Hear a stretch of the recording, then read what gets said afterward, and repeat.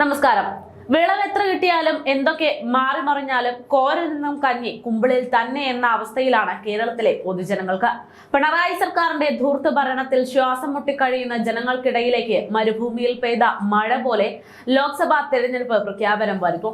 Vote പിടുത്തത്തിന്റെ പേരിലെങ്കിലും ജനങ്ങൾക്ക് വേണ്ടി രണ്ട് നല്ല വാക്കു പറയുകയും രണ്ട് നല്ല കാര്യം CPM ഉൾപ്പെടെയുള്ള പാർട്ടികൾ നൽകുമെന്ന പ്രതീക്ഷയിലായിരുന്നു ജനങ്ങൾ. എന്നാൽ ആ പ്രതീക്ഷയും വേണ്ട എന്ന രീതിയിലേക്ക് കാര്യങ്ങൾ പോകുകയാണ്. എന്ന് വെച്ചാൽ വോട്ട് മാത്രം പോരാ, കാശും വേണ്ട നിലയിലാണ് ഇപ്പോഴത്തെ വോട്ടുപിടുത്തം. ലോക്സഭാ തെരഞ്ഞെടുപ്പ് പ്രചാരണം കൊടുമ്പിരി കൊള്ളുമ്പോൾ മണ്ഡലങ്ങളിൽ വോട്ടുപിടുത്തത്തിനൊപ്പം തന്നെ പണപ്പിരിവും തകൃതിയായി തുടരുന്നു എന്നാണ് റിപ്പോർട്ട്. പ്രചാരണ ചെലവ് കണ്ടെത്താനാണ് മുന്നണികൾ സംഭാവന തേടി ഇറങ്ങുന്നത്. ഒരു ലോക്സഭാ മണ്ഡലത്തിൽ ഒരു മുന്നണിക്ക് 5 കോടി രൂപ ചെലവാകുമെന്നതാണ് ചില നേതാക്കൾ ചൂണ്ടിക്കാട്ടുന്നത്. 95 ലക്ഷമാണ് ഒരു സ്ഥാനാർത്ഥിക്ക് പരമാവധി ചെലവഴിക്കാൻ സാധിക്കുന്ന തുക.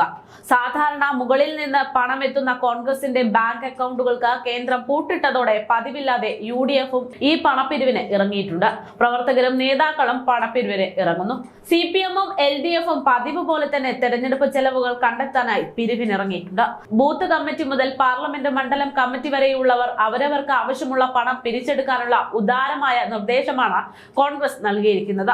CPMിൽ പതിവ് പോലെ മേൽഘടകങ്ങൾക്ക് വിഹിതം നൽകണം.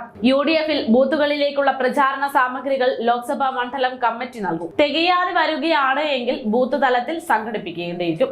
മറ്റു ചെലവുകൾക്ക് വേണ്ടിയാണ് ഇത്തരത്തിൽ പിരിവെടുപ്പ് നടക്കുന്നതെന്നാണ് റിപ്പോർട്ട്.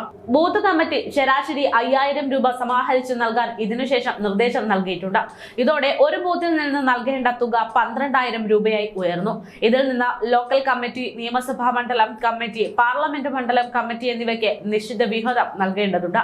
ബൂത്ത് തല പ്രവർത്തനത്തിനുള്ള പണം ഇതിനു പുറമെ കണ്ടെത്തേണ്ടിയിരിക്കുന്നു. ഒരു ബൂത്തിലെ പ്രചാരണ പ്രവർത്തനങ്ങൾക്കായി കുറഞ്ഞത് 25000 രൂപയെങ്കിലും വേണ്ടിവരുമെന്നാണ് കണക്കുകൾ. പ്രചാരണ ബോർഡുകൾ, ബാനറുകൾ, ബൂത്ത് തലം മുതലുള്ള റാലികൾ, തിരഞ്ഞെടുപ്പ് ദിവസം വോട്ടർമാരെ എത്തിക്കൽ, ഭക്ഷണം തയ്യാറാക്കൽ തുടങ്ങിയിട്ടുള്ള ബൂത്തുകളുടെ ചെലവ് അങ്ങനെ നീളുകയാണ്. 1200-ലേറെ ബൂത്തുകൾ മിക്ക ലോക്സഭാ മണ്ഡലങ്ങളിലുമുണ്ട്. 1203 ബൂത്താണ് കോഴിക്കോട് മാത്രമുള്ളത്.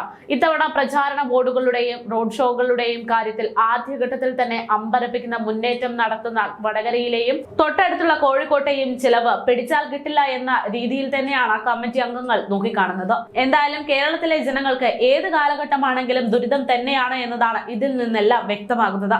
ഭരണം ലഭിച്ചാലും ഭരണം പിടിക്കാൻ വേണ്ടിയാണെങ്കിലും പണം പോകുന്നത് ജനങ്ങളുടെ കയ്യിൽ നിന്ന് തന്നെ.